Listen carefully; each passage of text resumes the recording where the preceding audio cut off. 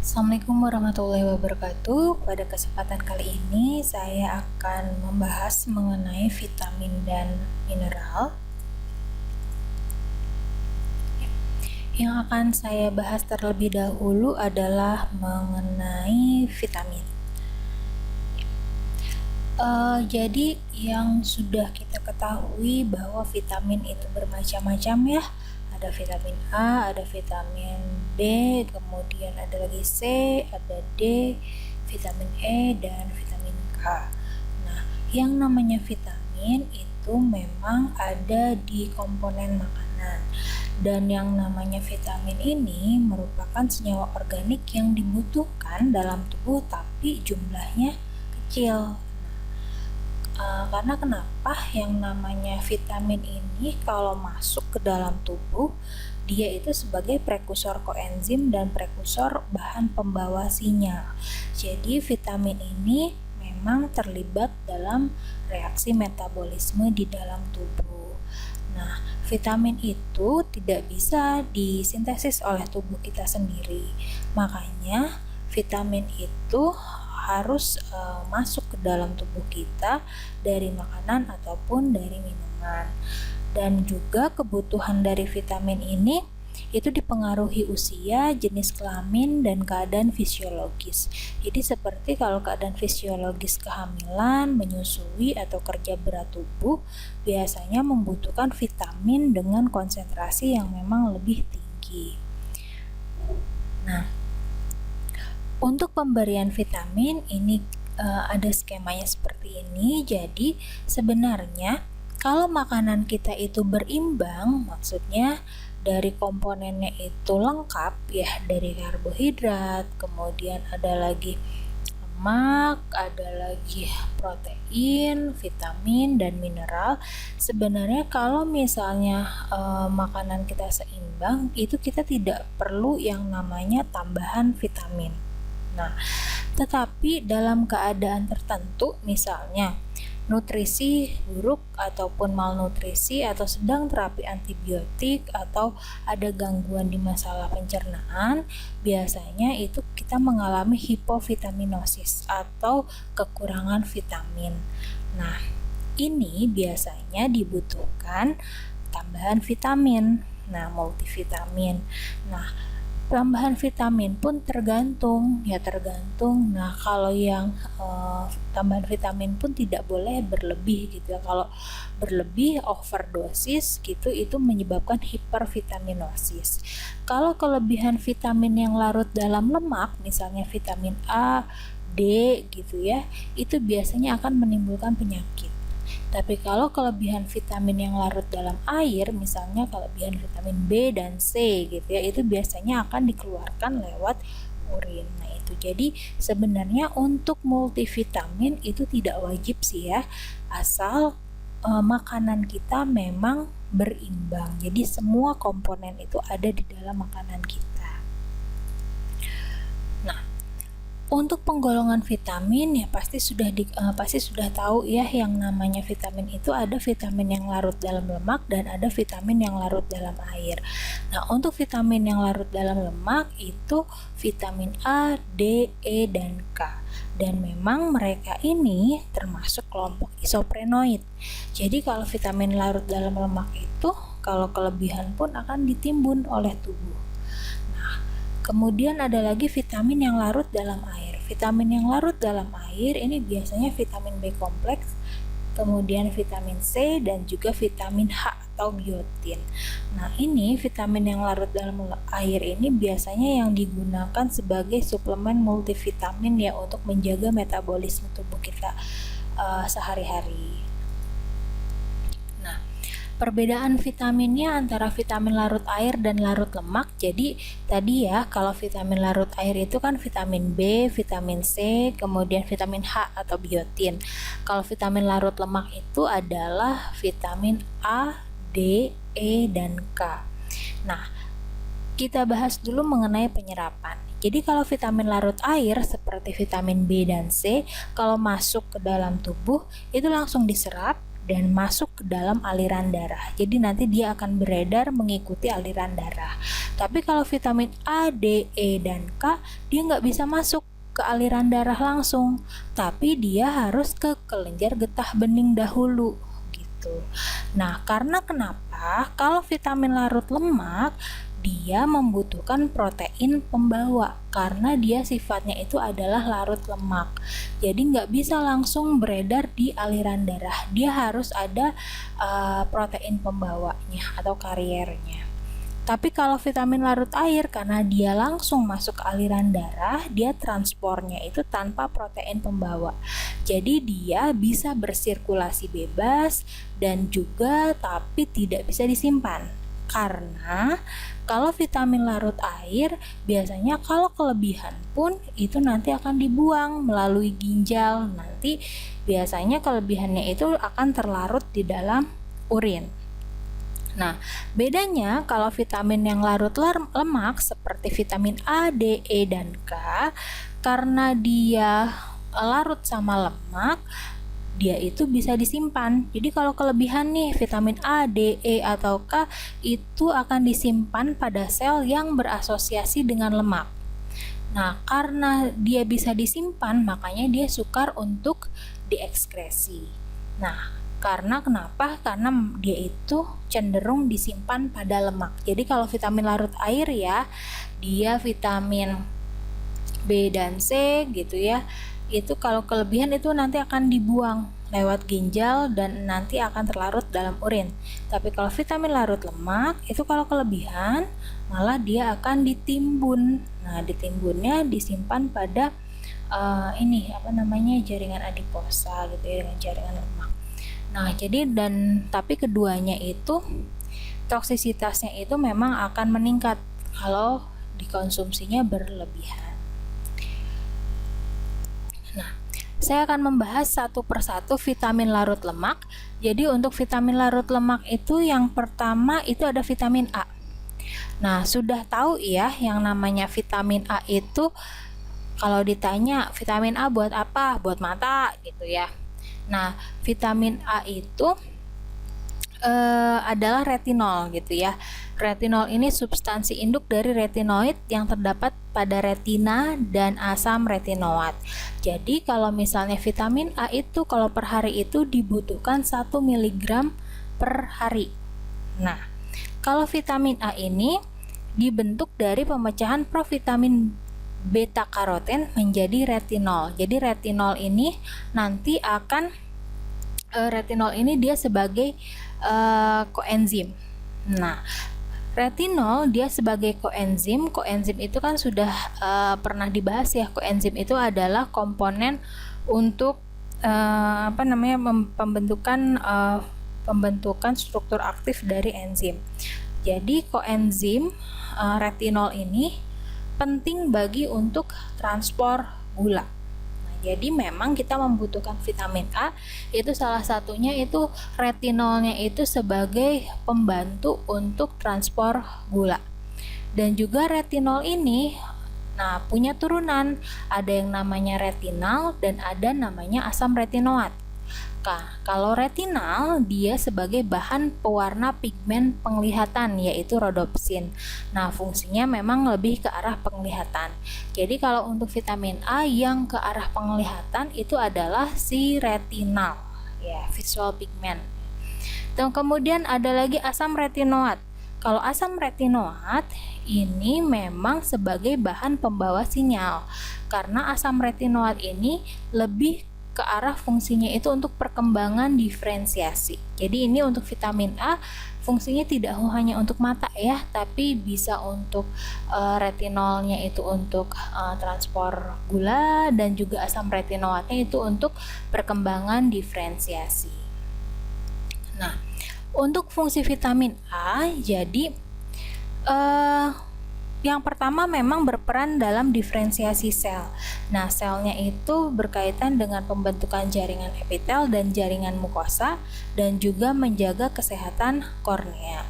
Tapi selain untuk diferensiasi sel, vitamin A juga berkaitan dengan pertumbuhan tulang dan gigi.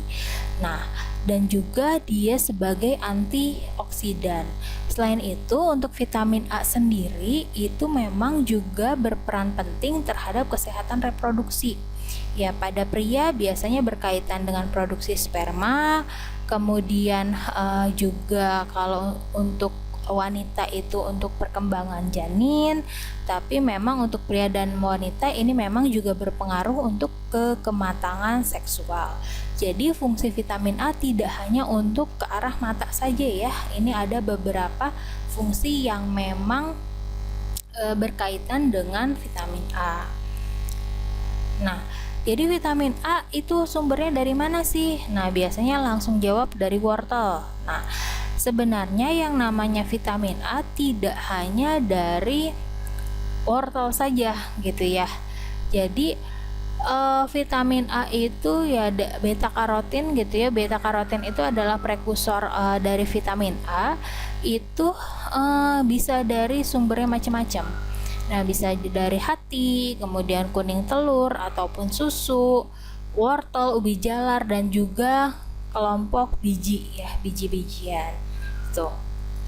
Nah, kemudian kalau kekurangan nih vitamin A gimana? Nah, biasanya ada yang disebut dengan xerophthalmia.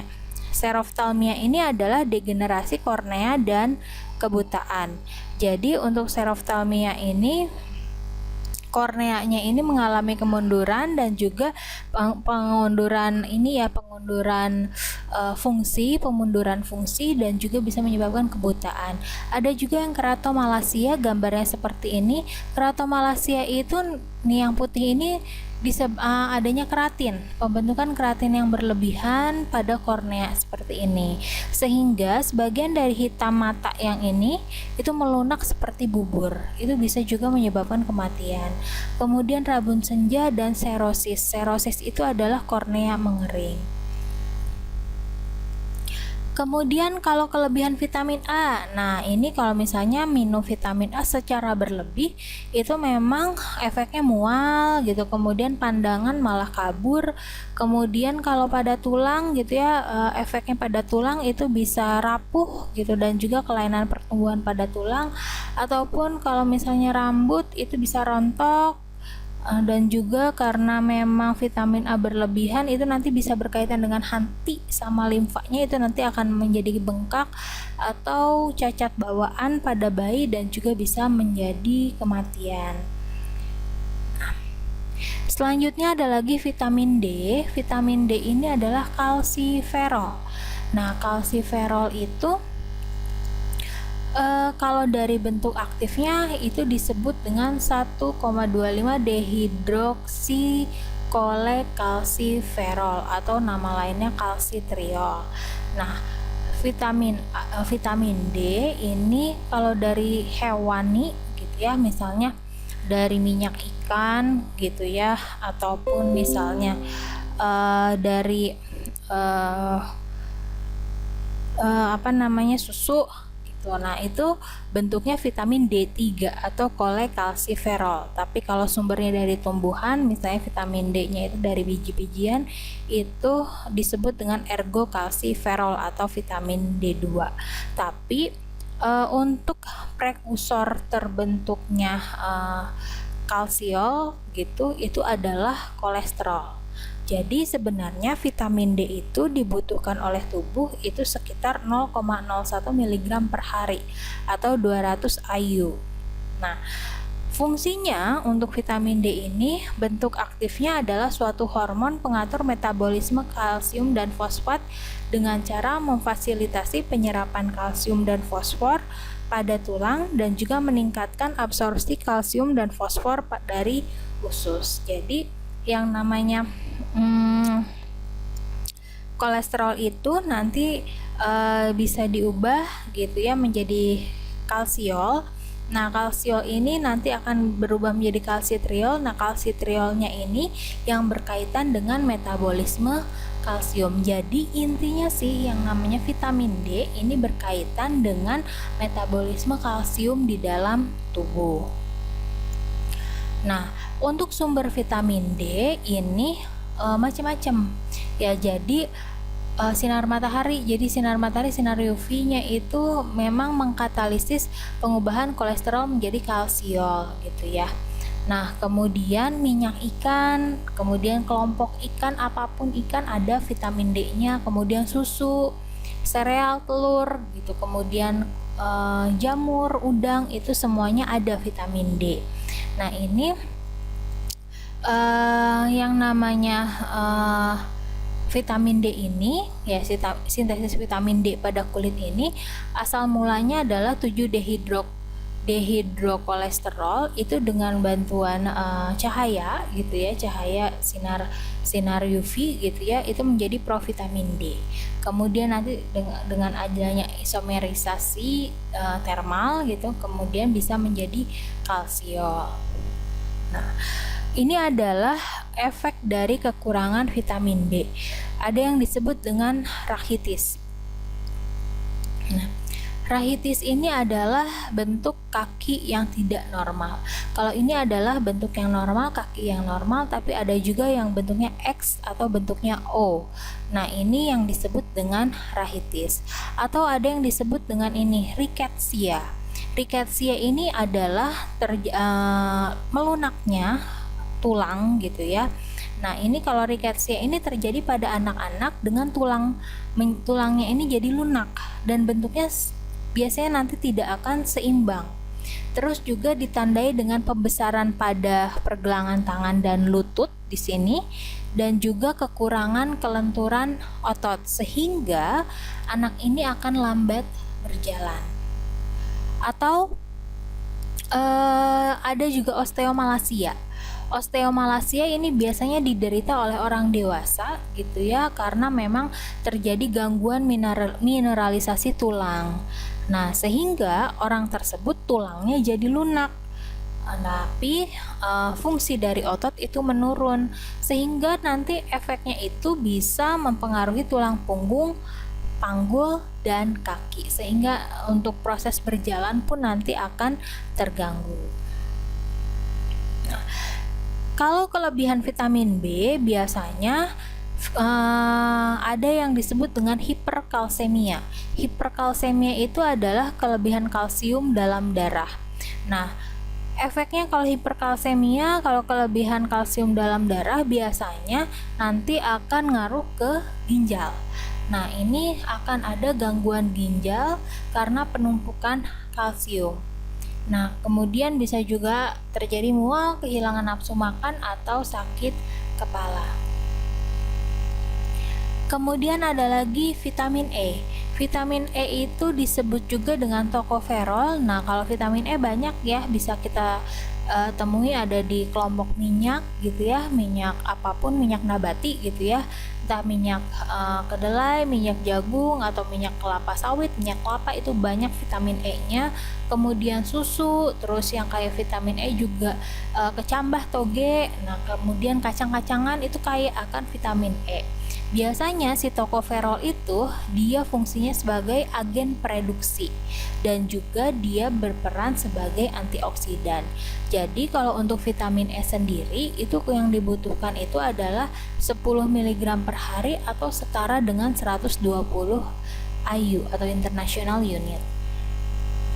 Nah, untuk fungsi vitamin E sendiri ini sebagai antioksidan, kemudian juga meningkatkan kesuburan, terus juga meminimalkan resiko kanker dan penyakit jantung koroner, serta berperan pada kesehatan kulit. Jadi biasanya kalau untuk suplemen kulitnya untuk lebih halus, nah itu biasanya tambahkan vitamin E. Tapi juga untuk vitamin E juga bisa berperan sebagai antioksidan ya. Dan untuk terapi-terapi kesuburan itu memang diberikan vitamin E. Nah, kalau kekurangan vitamin E biasanya menyebabkan eritrositnya itu pecah atau hemolisis eritrosit, dan juga bisa berkaitan dengan sarafnya bisa mengalami kerusakan, atau biasanya kalau yang sedang hamil gitu, kalau kekurangan vitamin E akan terjadi kelahiran yang prematur. Tapi memang kelebihan vitamin E ini bisa menyebabkan terganggunya proses pembekuan darah. Jadi mohon kalau misalnya ingin meminum suplemen vitamin E, itu bukan berarti semakin tinggi dosisnya semakin bagus ya. Jadi diperhatikan kebutuhan per hari itu berapa. Tadi kan standarnya rata-rata itu dibutuhkan 120 IU atau international unit. Kalau kalian tiap hari minumnya 400 IU, ada kan ya merek tertentu yang konsentrasi vitamin E-nya tinggi, itu nanti bisa mengganggu proses metabolisme tubuh. Terutama itu mengganggu dalam proses pembekuan darah. Kemudian ada lagi vitamin K. Vitamin K ini adalah phylloquinone dan substansi sejenisnya dengan rantai samping yang dimodifikasi. Jadi kalau phylloquinone ini atau vitamin K ini kalau yang dibutuhkan per hari itu hanya 0,08 mg per hari. Jadi phylloquinone ini atau vitamin K ini berkaitan dengan proses pembekuan darah. Jadi vitamin K ini berkaitan dengan penghentian pendarahan karena nanti dia mengkatalisis reaksi karboksilasi dari protein plasma. Jadi kalau bentuk alaminya itu disebut dengan naftoquinone atau K2, tapi kalau bentuk sintesisnya menadion atau K3. Sebenarnya yang namanya vitamin K ini juga bisa disintesis di dalam tubuh, biasanya hasil sintesis dari flora usus. Biasanya E. coli yang ada di dalam usus besar itu bisa mensintesis vitamin K. Kemudian vitamin K sumbernya makanannya itu dari hati, sayuran maupun susu. Kemudian kalau kekurangan vitamin K ini efeknya adalah kepada darah ya, darahnya susah untuk membeku karena tadi ya vitamin K berperan dalam proses pembekuan darah. Tapi kalau kelebihan, vitamin K menyebabkan sel darah merahnya atau eritrositnya itu menjadi pecah atau terjadi hemolisis eritrosit. Selanjutnya adalah vitamin larut air. Kalau untuk vitamin larut air sudah tahu ya, tadi ada vitamin B, C, dan biotin. Ada yang disebut dengan vitamin B kompleks. Nah, vitamin B kompleks ini adalah ada tiamin, ada riboflavin, ada niacin, asam pantotenat, piridoksin, asam folat, dan vitamin B12. Jadi kalau suplemen-suplemen itu yang ada di pasaran disebut dengan vitamin B kompleks. Nah, isinya adalah jadi ada B1, B2, niacin, B5, B6, B12 sama asam folat. Nah, kita akan bahas satu persatu fungsinya seperti apa. Nah, jadi fungsi dari vitamin B itu sebagai koenzim. Nah, koenzim itu yang sudah kita ketahui itu adalah komponen penyusun dari enzim. Nah, vitamin B sendiri ini yang suka dijadikan multivitamin yang untuk konsumsi sehari-hari ya bagi yang membutuhkan. Ini pertama, vitamin B ini dia berperan sebagai koenzim karena berperan dalam metabolisme energi. Jadi ada B1, B2, niacin sama asam pantotenat gitu ya, dia berperan dalam metabolisme energi. Kemudian kalau untuk metabolisme protein yang berperan itu adalah vitamin B6. Kalau dalam replikasi sel itu asam folat dan vitamin B12. Biasanya untuk asam folat ini ada dosis tertentu gitu ya untuk ibu-ibu yang sedang hamil, karena kekurangan asam folat biasanya nanti akan terjadi gangguan pada janinnya, karena asam folat ini digunakan atau berfungsi untuk replikasi sel. Jadi pada saat kehamilan itu kan sebenarnya akan tumbuh janin gitu ya. Janin itu kan nanti dari terbentuk dari sekumpulan sel. Nah, proses replikasi sel ini juga dibantu oleh si asam folat. Kemudian vitamin B12. Nah, vitamin B12 ini biasa untuk sel darah merah gitu ya. Jadi kalau untuk suplemen anemia ya, itu ada vitamin B12-nya karena dia sebagai koenzim yang berkaitan dengan replikasi sel, terutama replikasi sel darah merah gitu ya. Kemudian ada lagi untuk metabolisme kolesterol, itu adalah niacin. Yang pertama adalah tiamin. Tiamin itu adalah vitamin B1. Untuk tiamin sendiri ini bentuknya seperti ini gitu ya. Terdiri atas cincin pirimidin dan cincin tiazol yang dihubungkan melalui gugus metil. Nah, bentuk koenzimnya kalau tiamin itu adalah tiamin pirofosfat atau TPP, atau biasa juga ada tiamin difosfat. Nah, memang konsentrasinya juga sedikit sih ya, dibutuhkan oleh tubuh sekitar 1,5 mg per hari. Tapi memang sumber vitamin B1 itu banyak gitu ya, dari biji padi-padian, dari nasi juga itu ada gitu ya. Kemudian produk ragi, daging, kemudian ada lagi kacang-kacangan dan juga ikan. Tiamin itu tersebar luas. Nah, fungsi tiamin sendiri atau B1, dia sebagai koenzim untuk pirufat dehidrogenase pada metabolisme karbohidrat. Jadi metabolisme karbohidrat ini juga membutuhkan yang namanya vitamin B1. Nah, biasanya kalau kekurangan tiamin atau defisiensi tiamin, asam pirufat itu akan terakumulasi. Atau fungsi tiamin yang lain ini koenzim alfa-ketoglutarat dehidrogenase pada siklus Krebs dan juga koenzim transketolase pada jalur pentosa fosfat. Jadi fungsi tiamin ini memang lebih ke arah membantu reaksi metabolisme karbohidrat. Kalau kurang gimana nih? Nah, defisiensi tiamin itu menyebabkan penyakit beri-beri. Atau beri-beri ini memang kan ditandai dengan adanya pengenduran otot gitu ya, atau gangguan koordinasi, gangguan mental, laju jantungnya itu lemah, pembesaran jantung, dan konsentrasi asam pirufat itu meningkat, serta mengalami pembengkakan. Ada juga defisiensi tiamin ini mengalami sindrom Wernicke-Korsakoff. Jadi kekurangan tiamin pada pecandu alkohol menyebabkan gangguan saraf dan kehilangan ingatan. Terus ada lagi riboflavin. Riboflavin ini adalah vitamin B2. Nah, riboflavin ini membantu proses metabolisme sebagai bahan dasar gugus prostetik flavin mononukleotida atau FMN dan juga flavin adenin dinukleotida FAD. Jadi makanya nanti sebelum masuk ke metabolisme gitu kan, nanti kalian akan mendengar istilah ada FMN, ada FAD, ada TPP gitu. Nah, itu sebenarnya adalah bentuk koenzim dari vitamin. Jadi bentuk koenzimnya tadi FMN itu adalah flavin mononukleotida, ada lagi flavin adenin dinukleotida. Nah, FMN dan FAD ini memang berkaitan dengan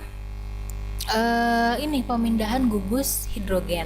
Jadi kalau riboflavin ini memang tersebar di susu, hati, telur ayam, sayuran berwarna kuning, dan memang dosisnya pun sedikit, dibutuhkan oleh tubuh 1,8 mg per hari. Tapi walaupun sedikit pun itu memang harus terpenuhi karena memang dia sebagai komponen penting untuk metabolisme.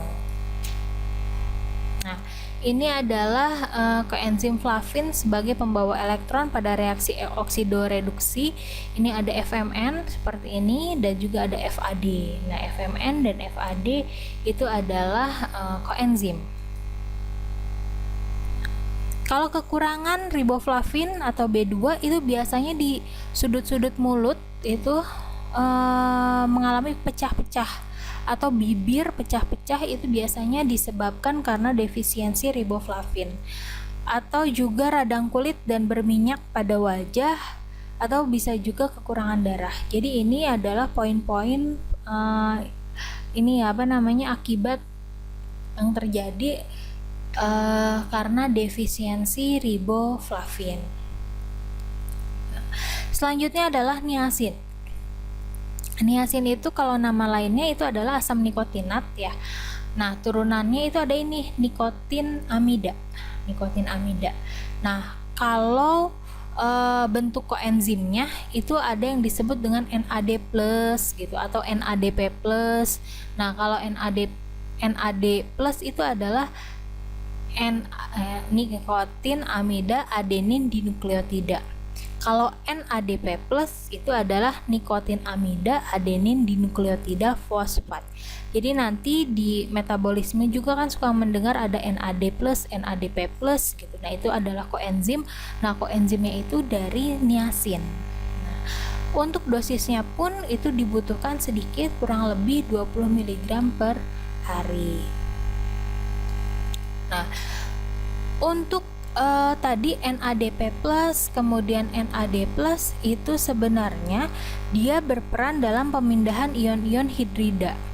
Nah, sumbernya pun tersebar banyak gitu ya, ada di daging, produk ragi, kemudian biji-bijian, buah, dan sayuran. Kalau kelebihan niacin biasanya akan terjadi efeknya itu di organ hati, biasanya akan terjadi kerusakan organ hati. Tapi kalau kekurangan ini menyebabkan pellagra. Pellagra itu adalah penyakit 3D.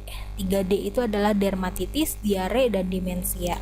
Dermatitis kan itu ya radang kulit, kemudian diare, dan demensia itu dia lupa gitu ya. Nah, kemudian ada lagi gangguan pencernaan. Terus ada lagi asam pantotenat. Asam pantotenat ini adalah amida dari beta alanin dan 2,4 dihidroksi 3,3 dimetil butirat atau pantoinat. Nah, fungsinya ini sebagai biosintesis koenzim A. Jadi kalau bentuk koenzim ini adalah asam pantotenat adalah koenzim A. Nah, koenzim A ini memang itu sering mendengar di metabolisme. Dia itu berfungsi untuk pembawa gugus asil pada asam lemak dan oksidasi asam pirufat. Dan untuk dosisnya itu 7 mg per hari dan memang tersebar di semua makanan, mayoritas ada.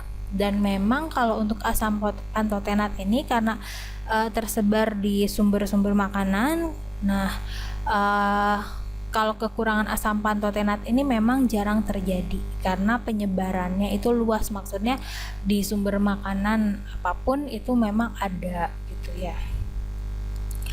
Kemudian, nah ini adalah strukturnya, ini struktur asam pantotenat dan ini adalah bentuk koenzimnya. Nah, ini yang koenzim dari asam pantotenat itu adalah koenzim A.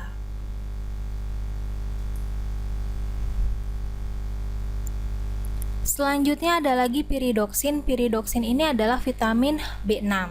Nah, vitamin B6 ini terdiri atas satu gugus dari 3 pirimidin tersubstitusi. Jadi ada yang ini, nah ini adalah piridoksol, ini adalah piridoksal, yang ini adalah piridoksamin. Jadi bentuknya ini ada 3 ya, tergantung dengan gugus yang tersubstitusi. Nah, fungsinya ini adalah biosintesis koenzim piridoksal fosfat atau bentuk koenzimnya adalah PLP, piridoksal fosfat. Nah, PLP ini itu fungsinya itu adalah sebagai koenzim pada reaksi transaminasi dan reaksi asam amino. Jadi untuk piridoksin sendiri memang berperan dalam proses metabolisme protein dan asam amino. Nah, sumbernya kalau piridoksin ini bermacam-macam gitu ya, ada kelompok dari kelompok daging ada, sayuran ada, padi yang masih mengandung bekatul, dan dosisnya pun ini 2 mg per hari. Tapi kalau misalnya kekurangan nih, efeknya ya pertumbuhan bisa terganggu, atau yang berkaitan dengan sel darah merah itu nanti dia bisa terjadi anemia, atau juga bisa mempengaruhi saraf gitu ya, terjadi kerusakan pada saraf, atau sistem imunnya akan menurun. Nah, selanjutnya ada lagi kobalamin. Kobalamin itu adalah vitamin B12.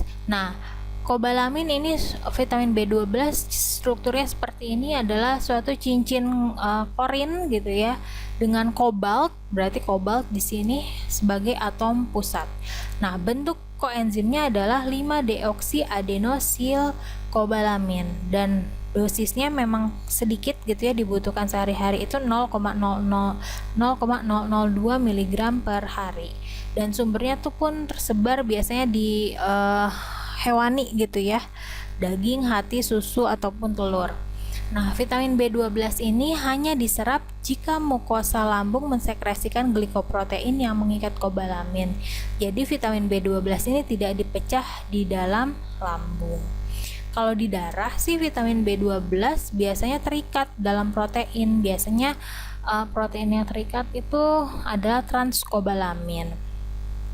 Nah, di sini hati dapat menyimpan vitamin B12.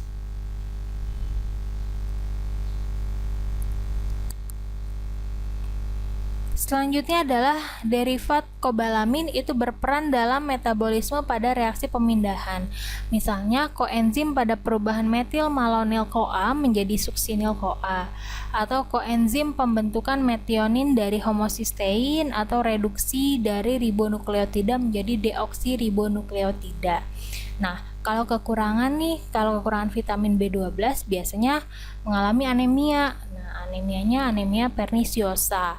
Nah, anemia perniciosa ini memang agak berbeda karena kalau anemia perniciosa ini adalah suatu keadaan tubuh yang mengalami kegagalan penyerapan vitamin B12.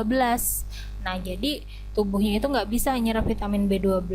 Nah, efeknya biasanya akan terjadi kekurangan sel darah merah dan juga hemoglobin. Kemudian ada lagi asam folat. Nah, asam folat itu terdiri dari 3 bagian, ada satu derivat pteridin, nah ini, kemudian 4 aminobenzoat dan juga ada asam glutamat. Fungsinya ini membentuk tetrahidrofolat yang berfungsi membantu metabolisme C1.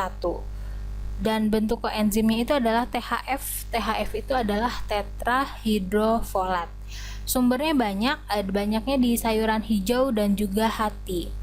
Dan dosisnya pun sedikit, 0,2 mg per hari. Kalau kekurangan, biasanya ini akan mengalami anemia, kehilangan berat, lemas, dan pertumbuhan pun akan terhambat. Selanjutnya vitamin C. Ya, yang sudah diketahui ya, kalau vitamin C itu disebut dengan asam askorbat. Nah, hanya manusia, kera, dan marmut yang butuh vitamin C karena dalam tubuh manusia, kera, dan marmut itu tidak mempunyai enzim L-gulonolakton oksidase yang mengkatalisis langkah terakhir perubahan glukosa menjadi asam askorbat. Biasanya kalau vitamin C udah tahu ya, banyak di buah-buahan dan sayuran gitu, dan dosisnya itu 60 mg per hari. Fungsinya memang kalau untuk asam askorbat itu adalah menstabilkan sistem enzim, kemudian vitamin C juga berperan menjadi koenzim dan juga sebagai antioksidan. Nah, fungsi vitamin C sendiri ini zat produksi pada berbagai reaksi, seperti misalnya sintesis kolagen itu memang butuh vitamin C, atau pemecahan tirosin, atau sintesis katekolamin, biosintesis asam empedu, dan juga membantu penyerapan zat besi. Jadi kalau suplemen untuk yang anemia gitu ya, itu biasanya ada vitamin B12, ada vitamin C, dan juga ada Fe-nya atau besinya. Nah, kalau kekurangan nih vitamin C, biasanya terjadi skorbut atau gusinya gampang berdarah, atau sariawan, dan juga bisa kerusakan jaringan ikat, pendarahan, dan giginya itu gampang copot atau gampang tanggal. Tuh. Ada lagi vitamin H ya, vitamin H atau disebut dengan biotin. Vitamin H atau biotin ini bentuk aktifnya itu adalah biositin. Nah, biositin ini berkaitan dengan transfer dari gugus karboksil. Jadi biositin ini sebagai gugus prostetik pada piruvat karboksilase dan enzim pemindah karbon dioksida lainnya. Nah, sumbernya banyak di hati, kuning telur, produk ragi, dan juga kacang-kacangan.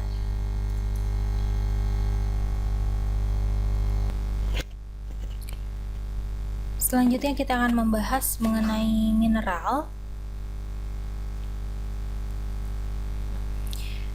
Tadi sudah mengenai vitamin, sekarang itu adalah mineral. Jadi yang namanya mineral ini memang bahan mineral yang dibutuhkan oleh tubuh kita, yang terdiri memang ada makromineral dan juga ada mikromineral.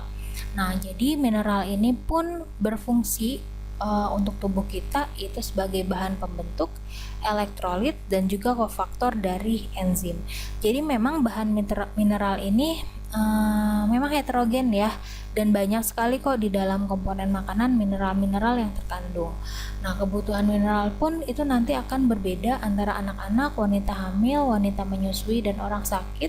Itu memang harus membutuhkan mineral yang lebih banyak karena proses metabolisme tubuhnya itu memang lebih tinggi. Nah, sebelum ke mineral, kita bahas dulu mengenai air. Jadi memang air itu juga dibutuhkan ya oleh tubuh kita, itu sehari-hari itu sekitar 2 liter ya, 2,4 liter. Nah, karena kenapa kandungan air dalam tubuh itu 60%. Nah, jadi kalau misalnya kita untuk memenuhi kebutuhan air ini tidak harus minum langsung 2,4 liter, tapi sebenarnya air dari makanan padat juga ada gitu, atau air dalam reaksi oksidasi. Jadi yang namanya makanan pun makanan ya sop kayak gitu juga ada airnya gitu ya. Jadi air ini memang dibutuhkan oleh tubuh kita karena memang fungsinya itu pertama sebagai bahan pelarut, kemudian sel juga membutuhkan air karena komponen sel itu ada airnya, kemudian pengatur panas, dan air itu fungsinya sebagai bahan untuk mentransport. Kemudian kalau mineral ini ada makromineral, ada mikromineral. Bedanya kalau makromineral itu kebutuhan per harinya itu lebih dari 100 mg. Kalau mikromineral itu kebutuhan per harinya itu kurang dari 100 mg. Nah, di sini sudah terlihat ada unsur makro ya, ada natrium, kalium, kalsium, magnesium, klor, fosfor gitu ya, belerang, iodium. Nah, ini memang fungsi makromineral ini sebagai bahan pembangun, kemudian elektrolit, dan juga pembawa sinyal. Tapi kalau mikromineral ini seperti besi gitu ya, Fe, seng, mangan, tembaga, kobalt, krom, selenium, molibdat, ataupun fluor itu sebagai kofaktor protein dan enzim.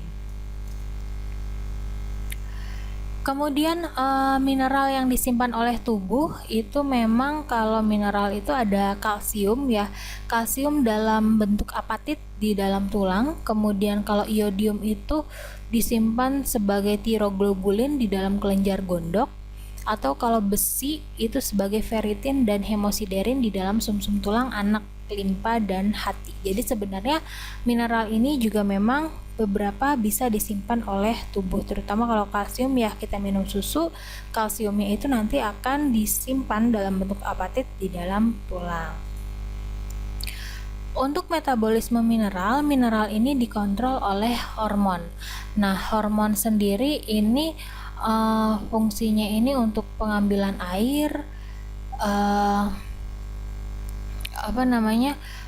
pengambilan air, kalsium, dan fosfat itu diatur oleh hormon. Kemudian penyimpanan zat besi atau iodium juga dikontrol oleh hormon, atau pembuangan air, pembuangan natrium, pembuangan kalium gitu ya, pembuangan kalsium atau fosfat juga diatur oleh hormon. Jadi intinya sih, metabolisme mineral ini pasti ada sangkut pautnya dengan yang namanya hormon. Penyerapan bahan mineral yang diperlukan dari makanan tergantung dari kebutuhan bahan mineral, dan beberapa kasus tergantung juga pada komposisi makanan, misalnya ya penyerapan kalsium. Jadi kalau misalnya kita minum nih susu ada kalsiumnya, nah penyerapan si kalsium di dalam susu itu tergantung atau dirangsang oleh laktat dan sitrat. Tapi kalau misalnya ada fosfat, asam oksalat dalam makanan, biasanya penyerapan kalsium itu akan terhambat. Jadi penyerapan mineral itu tergantung dari ini ya, komponen lainnya gitu ya. Jadi kalau ada kalsium, kita minum makanan apa ada kalsium gitu ya, misalnya minum susu ada kalsiumnya, kemudian tapi di dalam komponen makanan kita ada asam oksalat, biasanya nanti akan terhambat penyerapan kalsiumnya sehingga menyebabkan pembentukan kompleks garam yang tidak larut. Kemudian ada lagi defisiensi mineral. Nah, kalau defisiensi mineral ini disebabkan oleh makanan yang tidak bervariasi, gangguan penyerapan, dan juga penyakit. Jadi, kalau untuk defisiensi mineral ini contohnya adalah kekurangan kalsium. Kekurangan kalsium ini jadi seperti ini, rahitis dan osteoporosis, atau kekurangan iodium itu biasanya jadi penyakit gondok, atau kekurangan zat besi. Zat besi itu bisa menyebabkan anemia, dan atau kekurangan fluor ini bisa menjadi kerusakan gigi dan tulang. Jadi yang namanya mineral juga kalau misalnya kekurangan itu juga bisa menyebabkan suatu penyakit. Jadi biasanya sih kekurangan mineral itu karena entah itu makanan yang enggak bervariasi ataupun misalnya gangguan penyerapan dalam tubuhnya ataupun ada suatu penyakit tertentu. Oke, sekian pemaparan saya mengenai vitamin dan mineral. Terima kasih atas perhatiannya. Assalamualaikum warahmatullahi wabarakatuh.